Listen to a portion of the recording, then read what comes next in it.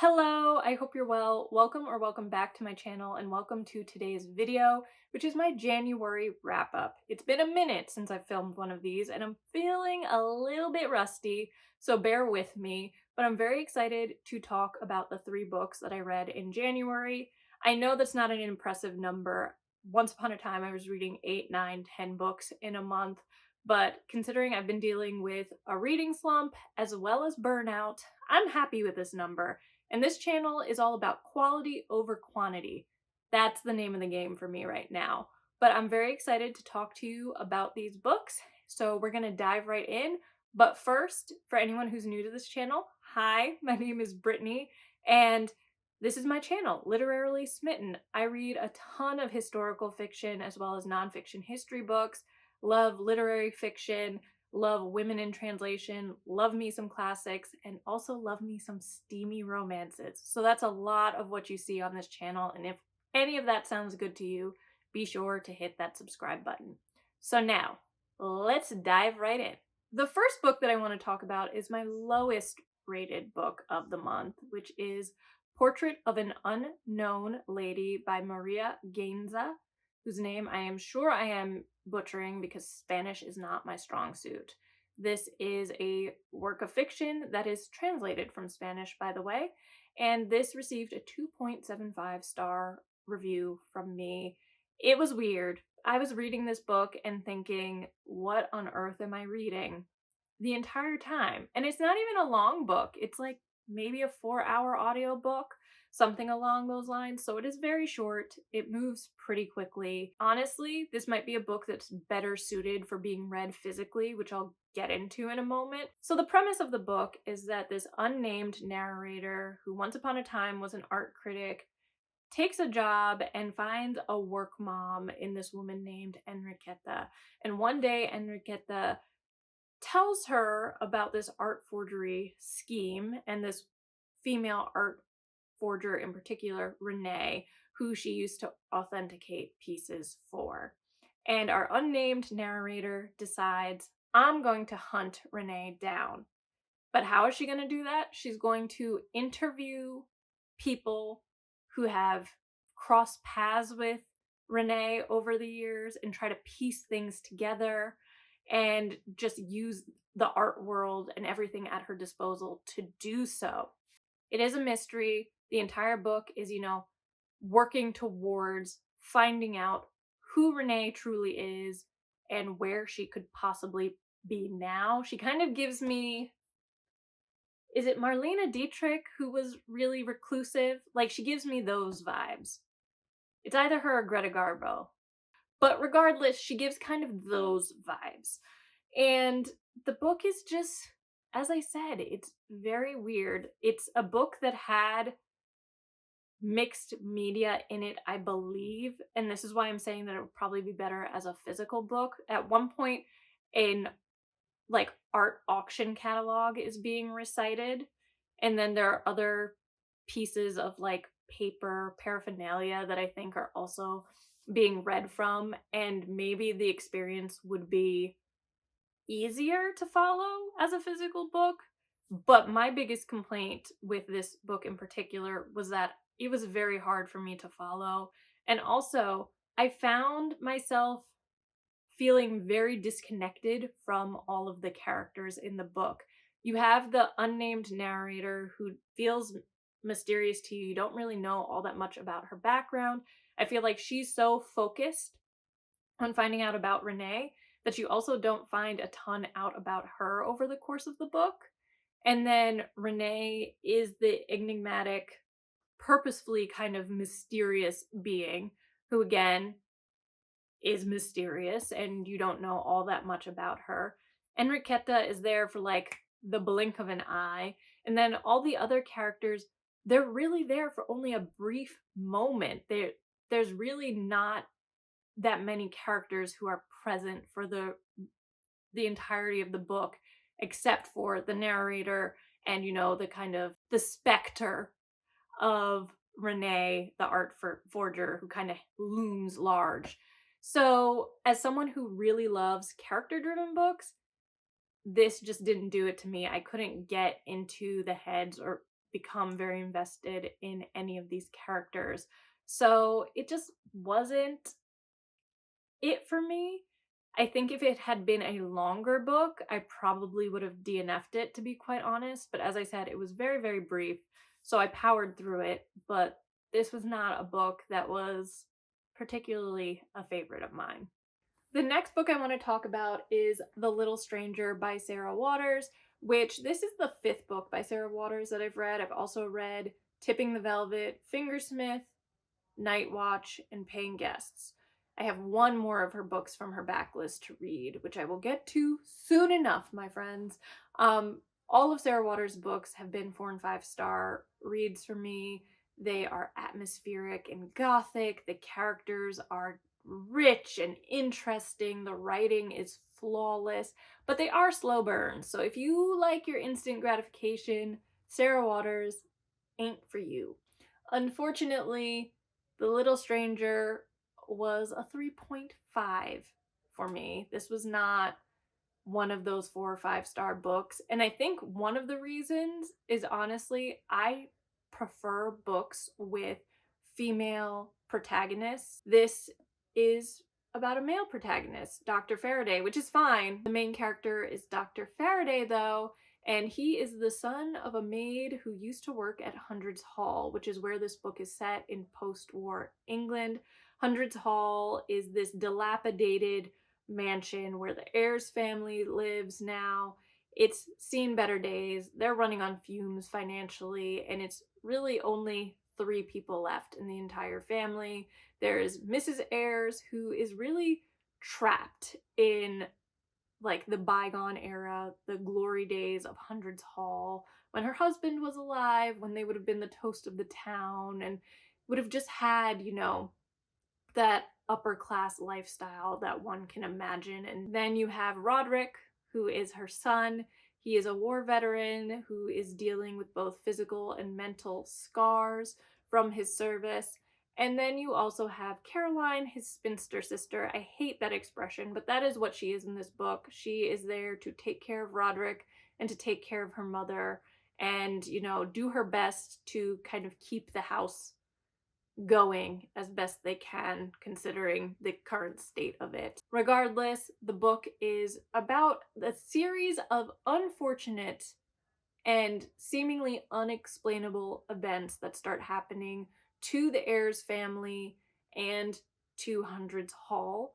I can't go into what those unfortunate events are without giving too much away, but basically the big question in this book is Hundreds Hall haunted? Is there something supernatural going on there? Or is it just, the bad luck of the Ayres family and things that can be explained in some way, shape, or form?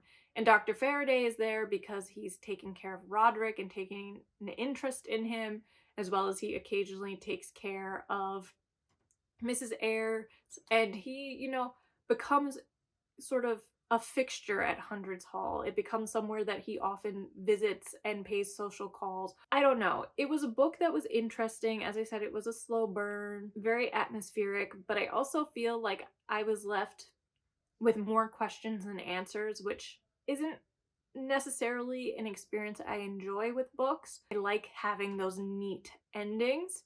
I will say, though, that the ending of this book shocked me. I was not expecting it, and that's why I added the 0.5, because otherwise I would have been like, yeah, it was okay, but the ending really took me by surprise, and that is one of the things that makes Sarah Waters, in my opinion, a genius, because there are always plot twists in her books that you don't expect and just kind of leave you with your jaw on the floor. Like, she's good at those moments, and this ending, if anyone has read this, message me on Instagram so we can talk about it, because lordy, was not expecting that. Wasn't expecting a lot that happened in this book. So it was interesting. It just wasn't up there at the same level as the other books for me that I've read by Sarah Waters thus far. And my 5-star book of the month is Eleanore of Avignon by Elizabeth DeLozier, and oh my goodness, this book.